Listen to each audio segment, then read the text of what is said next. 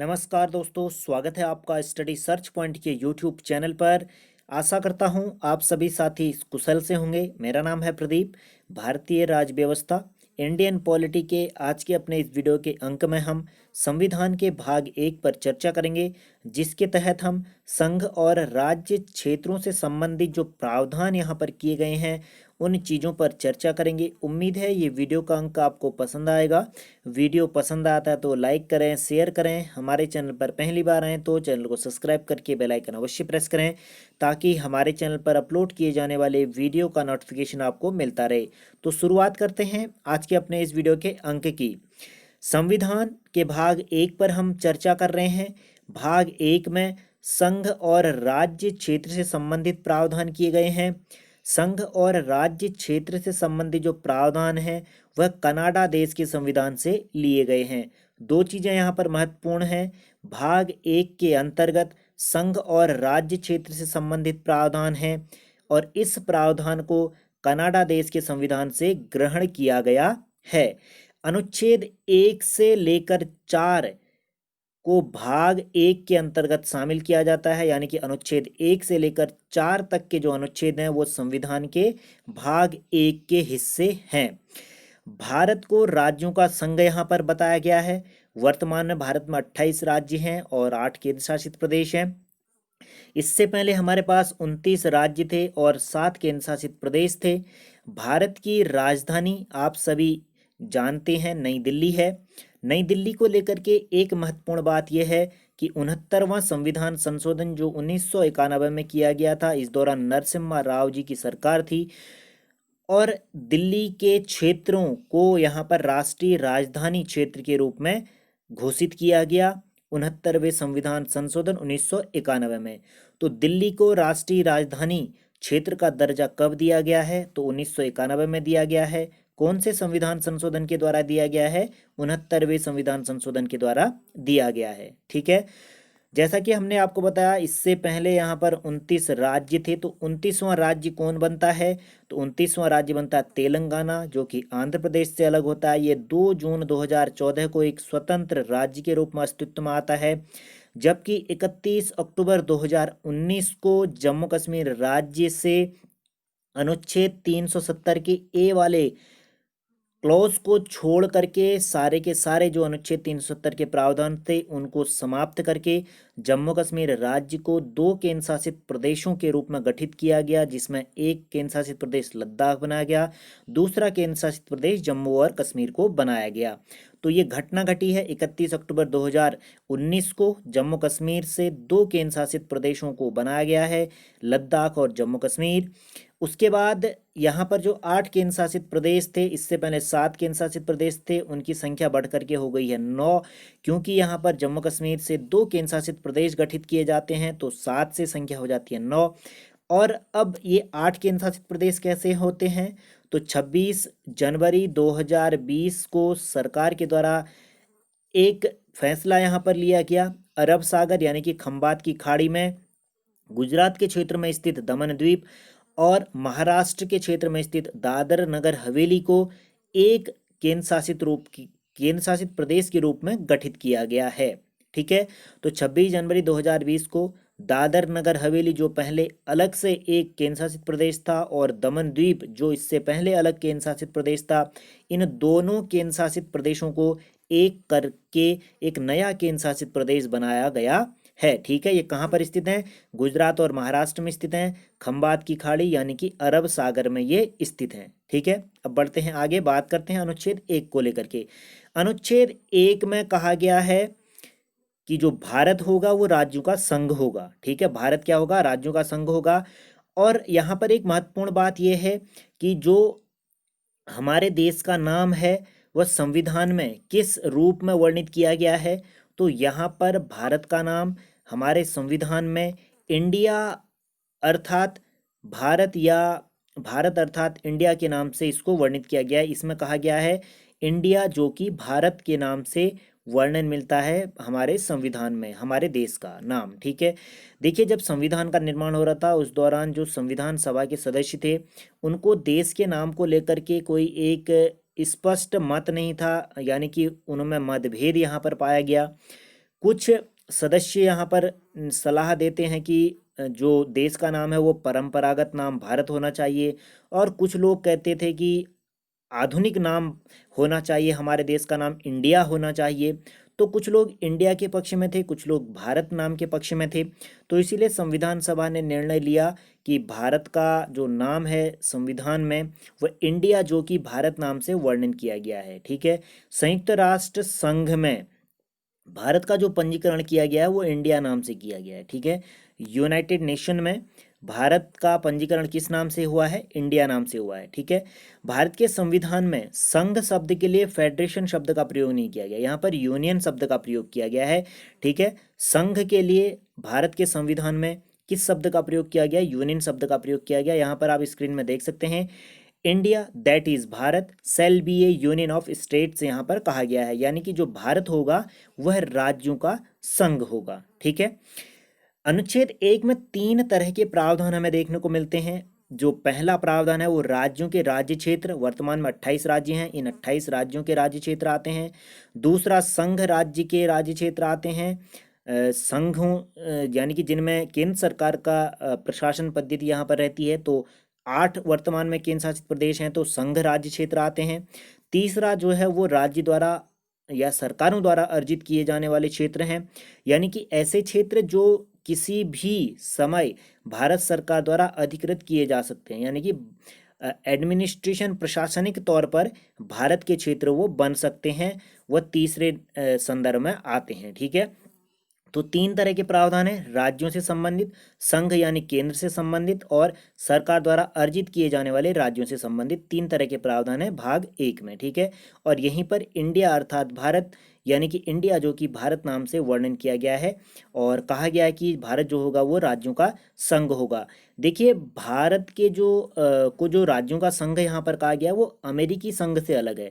अमेरिकी संघ में क्या है कि यहाँ पर राज्यों के मध्य जो है कि एक तरह का कह सकते हैं समझौता है, लेकिन जो भारत का संघ है, जो राज्यों का संघ है भारत, उसमें राज्यों के मध्य कोई भी केंद्र के साथ किसी भी तरह का समझौता नहीं किया गया है।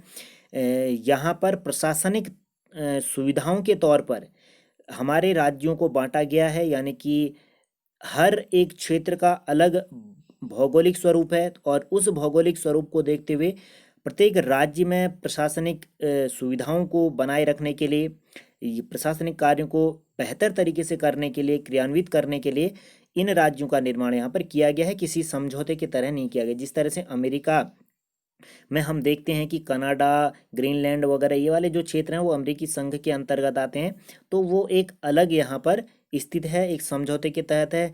अमेरिकी संघ में कोई भी राज्य यहाँ पर अलग हो सकता है, लेकिन भारत के संघ में कोई भी राज्य अलग यहाँ पर नहीं हो सकता है।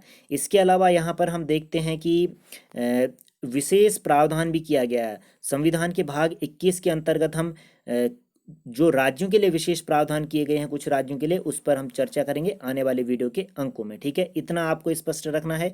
जो भी 28 राज्य हैं, 8 केंद्र शासित प्रदेश हैं, उनसे संबंधित जो प्रावधान है वो संविधान के अनुच्छेद 1 के अंतर्गत देखने को हमें मिलते हैं। ठीक है। बात करते हैं अनुच्छेद 2 को लेकर। अनुच्छेद 2 में जो महत्वपूर्ण बात यहाँ पर है कि एक बात यहाँ पर महत्वपूर्ण आपको ध्यान रखनी है। वैसे तो 2 चीज़ें यहाँ पर हैं कि नए राज्यों को संघ में शामिल करने की शक्ति या फिर किसी नए राज्य के निर्माण या स्थापना की शक्ति संसद को यहाँ पर दी गई है। ठीक है।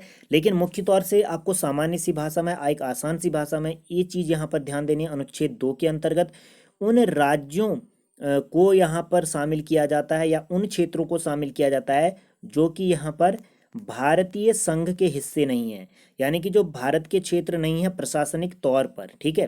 प्रशासनिक तौर पर की बात हो रही है, जिन क्षेत्रों में प्रशासनिक तौर पर भारत के द्वारा कह सकते हैं कि अपनी कार्य प्रणाली को लागू नहीं किया गया है, या भारत के द्वारा सीधे प्रशासनिक तौर पर उस क्षेत्र का प्रतिनिधित्व नहीं किया जा रहा है, तो उन क्षेत्रों को शामिल करने की बात यहाँ पर अनुच्छेद 2 में कही गई है। ठीक है। और अब बढ़ते हैं आगे, बात करते हैं अनुच्छेद 3 को लेकर। अनुच्छेद 3 में जो भी क्षेत्र भारतीय संघ में शामिल हैं, ठीक है, किसमें? भारतीय संघ में जो शामिल हैं, वर्तमान में 28 राज्य हैं और 8 केंद्र शासित प्रदेश हैं, तो इनसे संबंधित जो भी प्रावधान किए जाएंगे, इन राज्यों से को मिला करके एक नया राज्य बनाया जाएगा, या इन राज्यों में से अलग करते हुए किसी एक नए राज्य का गठन किया जाएगा। किसी भी राज्य की सीमा जो है घटाई जा सकती है, बढ़ाई जा सकती है, इनके नाम में परिवर्तन किया जा सकता है, या कह सकते हैं कि जो इनका क्षेत्रफल है, एरिया है, उसको कम या बढ़ाया जा सकता है, घटाया जा सकता है। तो ये सारे के सारे प्रावधान अनुच्छेद 3 के अंतर्गत किए जाएंगे। ठीक है, तो जो भी भारतीय संघ में शामिल हैं, वर्तमान में 28 राज्य, 8 केंद्र शासित प्रदेश, इनसे संबंधित जो भी प्रावधान किए जाएंगे, इनकी सीमाओं में बदलाव होगा, इनके नामों में परिवर्तन होगा, इनको मिलाकर के एक राज्य बनाया जाएगा, या इनसे अलग करके एक नए राज्य का गठन किया जाएगा, तो वो सारे के सारे प्रावधान अनुच्छेद 3 के अंतर्गत यहाँ पर शामिल किए जाएंगे। ये सारी की सारी शक्तियाँ संसद को प्राप्त होंगी। ठीक है, बात करते हैं अनुच्छेद 4 की।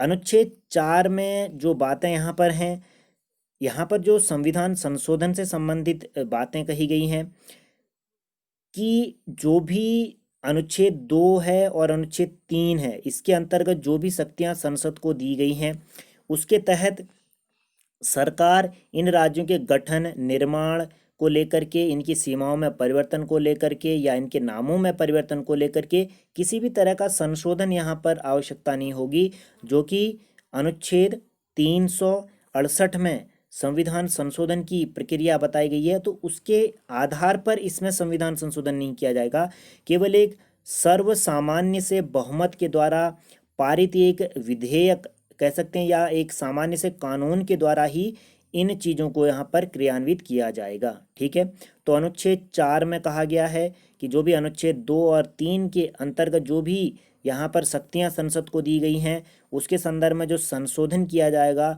वो अनुच्छेद 368 के अंतर्गत नहीं माना जाएगा। यहाँ पर केवल सामान्य से कानून की तरह एक साधारण सा बहुमत पारित करते हुए विधायी प्रक्रिया के जरिए इन सारी चीज़ों को क्रियान्वित किया जा सकता है। नामों में परिवर्तन, सीमाओं में परिवर्तन, नए राज्यों का गठन। ठीक है, हालांकि यहाँ पर एक वाद और उठ करके आता है, जब 1960 में जो वर्तमान का बांग्लादेश देश है, तो उसकी सीमा को निर्धारित करने के लिए उस दौरान ये पूर्वी पाकिस्तान के नाम से जाना जाता था बांग्लादेश। तो जो बेरूवाड़ी यहाँ पर संघ था, ठीक है, बेरूवाड़ी संघ मामला आया था 1960 में। तो इस दौरान कहा गया था कि जो पश्चिम बंगाल का कुछ क्षेत्र है वो पाकिस्तान को दे दिया जाए, ऐसा केंद्र सरकार ने निर्णय यहाँ पर लिया था, जिसके बाद यहाँ पर विवाद हो गया था।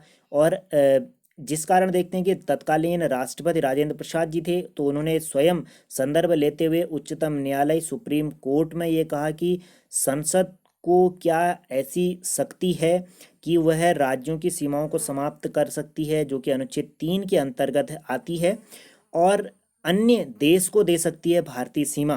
क्या उसमें भी संविधान संशोधन की आवश्यकता नहीं होगी? 368 के अंतर्गत जो संविधान संशोधन की प्रक्रिया है, तो क्या सीधे सीधे तौर पर भारतीय भूमि को किसी विदेशी शक्ति के हाथ में या सत्ता के हाथ में सौंपा जा सकता है, किसी अन्य देश को दिया जा सकता है? तो इस पर उच्चतम न्यायालय ने कहा कि ऐसा नहीं हो पाएगा। इसके लिए संविधान संशोधन की प्रक्रिया अपनाई जाएगी। अगर अपनी ज़मीन जहाँ पर प्रशासनिक तौर से कार्य भारत सरकार कर रही है, हमारे द्वारा प्रशासनिक कार्य किया जा रहा है, अगर भारत सरकार या केंद्र सरकार कह सकते हैं, अगर उस क्षेत्र को किसी अन्य देश को देना चाहती है, तो उसके लिए संविधान संशोधन की आवश्यकता होगी। ठीक है, ऐसा ही हुआ था जब 100वां संविधान संशोधन, यहाँ पर आपको ध्यान होगा 100वां संविधान संशोधन किससे संबंधित था, ये जो कि 2015 में किया गया था। भारत और बांग्लादेश के मध्य जो जमीनी विवाद था, सीमा रेखा का जो विवाद था, उसको सुलझाने के लिए कुछ जमीनी आदान प्रदान की ये प्रक्रिया अपनाई गई थी यहाँ पर, जिसमें से हम देखते हैं कि लगभग जो है 111 क्षेत्र बांग्लादेश को दे दिए गए थे, और वहीं पर 51 जो क्षेत्र बांग्लादेश के थे वो भारत ने अपने कब्जे में लिए थे। यानी कि यहाँ पर ज़मीन का आदान प्रदान किया गया, कुछ क्षेत्र भारत ने बांग्लादेश को दिए और कुछ क्षेत्र भारत ने बांग्लादेश से अपने में लिए। तो इसके लिए संविधान संशोधन की प्रक्रिया यहाँ पर अपनाई गई, जो कि 100वां संविधान संशोधन था, 2015 में ये किया गया था। ठीक है, ये चीज़ आपको यहाँ पर स्पष्ट होनी चाहिए कि अगर प्रशासनिक तौर से भारत का कोई हिस्सा है, वह उस वाले क्षेत्र को किसी अन्य देश को सरकार के द्वारा या संसद के द्वारा दिया जाता है तो उसके लिए संविधान संशोधन की आवश्यकता होगी, अन्यथा अन्य उपबंधों में संविधान संशोधन की आवश्यकता नहीं होगी। भले ही नए राज्य के निर्माण को लेकर के हो, गठन को लेकर के हो, सीमा परिवर्तन को लेकर के हो, क्षेत्रफल के बदलाव को लेकर के हो, यानी कि एरिया का जो सीमा का जो कम या घटाना बढ़ाना है उसको लेकर के हो, उसमें किसी भी तरह का संशोधन नहीं किया जाएगा। ठीक है, तो चलिए अब बढ़ते हैं आगे, बात करते हैं राज्यों के पुनर्गठन को लेकर के। राज्यों के पुनर्गठन को लेकर के अगर हम बात करते हैं तो आज़ादी के समय भारत में जो राजनीतिक इकाइयां थी उनको दो तरह से बांटा गया था। एक तो ब्रिटिश प्रांत थे, यानी कि ब्रिटिश सरकार के अधीन जो क्षेत्र थे, और दूसरे थे देसी रियासतें, यानी कि जो राजा महाराजा थे उनके अधीन जो शासित क्षेत्र थे, लेकिन ये ब्रिटिश राजशाही से ये संबंधित रहे थे। ठीक है, किसी न किसी तरह से ब्रिटिश राजशाही का आधिपत्य इन पर था, और हालांकि ये स्वतंत्र रूप से अपने क्षेत्रों में कार्य यहाँ पर कर रहे थे। अब भारत स्वतंत्र होता है तो उस दौरान यहाँ पर हम देखते हैं कि 552 देसी रियासतें थी, उनका विलय यहाँ पर कराया गया। और विलय कराने का जो तरीका यहाँ पर था, राज्यों को जो मिलाने का तरीका था, उस दौरान प्रशासनिक तौर से इन राज्यों को मिलाया गया था और ABCD में इनको बांटा गया था। इस तरह से इनको 4-5 श्रेणियों में यहाँ पर बांटा गया था। मुख्य रूप से 4 श्रेणियों में बांटा गया था, क, ख, ग और घ में बांटा गया था। ठीक है, ABCD में इनको बांटा गया था। और इसके बाद हम देखते हैं कि दक्षिण भारत के क्षेत्र में यहाँ पर राज्यों के गठन को लेकर के एक नई तरह की सोच उभरी, यानी कि भाषा के आधार पर राज्यों का पुनर्गठन किया जाए, इस तरह की मांग उठने लगी थी आरंभ से ही। हालांकि इस मांग को सुलझाने के लिए क्या ये संभव है या नहीं है, पहला आयोग यहाँ पर आता है, धर आयोग आता है, जिसकी अध्यक्षता S के धर के द्वारा की गई थी। 1948 में ये आया था, जून 1948 में इस आयोग का गठन किया गया था, धर आयोग, और इसकी अध्यक्षता करी थी इलाहाबाद उच्च न्यायालय के पूर्व न्यायाधीश S के धर ने करी थी। और 10 दिसंबर 1948 में इस आयोग ने, यानी कि S के धर आयोग ने अपनी रिपोर्ट संविधान सभा के सामने रखी, और जिसमें कहा कि जो राज्यों का पुनर्गठन है वो भाषा के आधार पर ना होकर के प्रशासनिक सुविधा के आधार पर किया जाना चाहिए। तो धर आयोग ने राज्यों के गठन का जो आधार था वो भाषा का आधार न मान करके प्रशासनिक सुविधाओं को आधार बनाने का सुझाव दिया था। और इस रिपोर्ट की संविधान सभा में बहुत ज़्यादा विरोध हुआ, यानी कि इसका कह सकते हैं कि कोई समर्थन नहीं किया गया। और इसके बाद एक नई समिति आती है जो कोई विशेष रूप से, जिसकी अध्यक्षता तो किसी ने नहीं करी थी, लेकिन इसमें 3 लोग थे। JVP समिति के नाम से इस समिति को जाना जाता है, JVP समिति। और इस JVP समिति के जो सदस्य थे, जवाहरलाल नेहरू थे, सरदार वल्लभ भाई पटेल थे और पट्टाभी सीतारमैया थे। ये भी दिसंबर 1948 में ये समिति आई थी। और जयपुर अधिवेशन, जो कांग्रेस का अधिवेशन था, उसमें इसका गठन किया गया। और इस समिति ने जो अपनी रिपोर्ट संविधान सभा के सामने रखी थी वो 1949 में रखी थी। ठीक है, दिसंबर 1948 में बनी थी और 1949 में अप्रैल का समय था लगभग ये। ठीक है, अप्रैल 1949 में इसने अपनी रिपोर्ट जो है वो संविधान सभा के सामने रखी। और इसने भी बड़े कह सकते हैं कि जोर दे करके कहा कि जो राज्यों का गठन है वो भाषा के आधार पर नहीं होना चाहिए, बल्कि प्रशासनिक आधार पर ही होना चाहिए। तो 2 समितियां आई राज्यों के गठन को लेकर, धर आयोग और दूसरा JVP समिति। दोनों ही समितियों ने भाषा के आधार पर राज्यों के निर्माण को नकार दिया और कहा कि प्रशासनिक आधार पर राज्यों का निर्माण किया जाना चाहिए। हालांकि 1953 में, ठीक है, अक्टूबर का समय था, अक्टूबर 1953 में भारत सरकार को, या कह सकते हैं कि तत्कालीन सरकार को मजबूरी के साथ, या कह सकते हैं कि अपनी एक मजबूर होकर के एक नए राज्य का निर्माण करना पड़ा भाषा के आधार पर, आंध्र प्रदेश का। क्योंकि जब JVP समिति और उसके पहले धर आयोग की जो रिपोर्ट थी वह सामने आने के बाद मद्रास, जो तेलुगु भाषियों का क्षेत्र था, वहाँ पर बड़े संख्या में आंदोलन होने लगा, बहुत बड़ी संख्या में उग्र आंदोलन होता चला गया। और जिसका नेतृत्व यहाँ पर पोट्टी श्री रामलू ने करा था। और पोट्टी श्री रामलू कांग्रेसी ये कार्यकर्ता थे। इन्होंने लगभग जो है कि 56 दिनों तक आमरण अनशन किया, जिसके बाद इनकी मृत्यु हो जाती है। और इसी के चलते यहाँ पर हम देखते हैं सरकार को मजबूर होकर के आंध्र प्रदेश राज्य का गठन करना पड़ा। ठीक है, तो तेलुगु भाषियों के लिए आंध्र प्रदेश राज्य बनाने का जो श्रेय जाता है वह पोट्टी श्रीरामुलु को जाता है, क्योंकि इनकी मृत्यु हो गई थी। इन्होंने 56 दिनों का आमरण अनशन करा था और इनकी मृत्यु हुई थी 15 दिसंबर 1952 में इनकी मृत्यु हो गई थी, जिसके परिणाम स्वरूप प्रधानमंत्री जवाहरलाल नेहरू ने आंध्र प्रदेश राज्य को भाषा के आधार पर राज्य बनाने की घोषणा करी थी अक्टूबर 1953 में। ठीक है, और पहला राज्य था आंध्र प्रदेश जो कि भाषा के आधार पर गठित किया गया था। अब आंध्र प्रदेश भाषा के आधार पर राज्य गठित हो गया, तो उसके बाद अब सरकार ने निर्णय लिया कि भाषा के आधार पर ही अब राज्यों का निर्माण किया जाना चाहिए, गठन किया जाना चाहिए। और इसके लिए एक समिति का इन्होंने गठन किया और यह समिति जानी जाती है फजल अली आयोग समिति के नाम से। और इसमें 3 सदस्य थे। फजल अली स्वयं, सैयद फजल अली जो है वो इसकी अध्यक्षता करे थे। इसके अलावा 2 अन्य सदस्य थे, हृदयनाथ कुंजारो और के एम पणिक्कर। ठीक है, हृदयनाथ कुंजारो और के एम पणिक्कर, या हृदयनाथ कुंजारो को हम संक्षेप में HN कुंजारू के नाम से भी जानते हैं। ठीक है, HN कुंजारू या KM पणिक्कर, ये 2 अन्य सदस्य थे। सैयद फजल अली जो है वो इस आयोग के अध्यक्ष रहे थे। इन्होंने राज्य पुनर्गठन आयोग की जो इनकी सिफारिशें थी वह जुलाई 1956 में राज्य पुनर्गठन अधिनियम के पारित हो जाने के बाद इनकी सिफारिश को यहाँ पर मान लिया गया, और जो कि 7वां संविधान संशोधन यहाँ पर था। ठीक है, 7वां संविधान संशोधन किससे संबंधित है? तो राज्य पुनर्गठन अधिनियम से संबंधित है। 7वां संविधान संशोधन कब किया गया? जुलाई 1956 में ये किया गया है। ठीक है, 1956 में 7वां संविधान संशोधन राज्यों के पुनर्गठन को लेकर के है, जबकि ये राज्यों का भाषा के आधार पर पुनर्गठन को लेकर के है। ठीक है, इससे पहले जो हमारा मौन संविधान था उसमें राज्यों की 4 श्रेणियां थी, क ख ग घ, यानी कि ABCD तौर पर बांटा गया था। और इसमें हम देखते हैं कि यहाँ पर 14 राज्य थे और 6 केंद्र शासित प्रदेश थे। और ये स्थिति कब की है?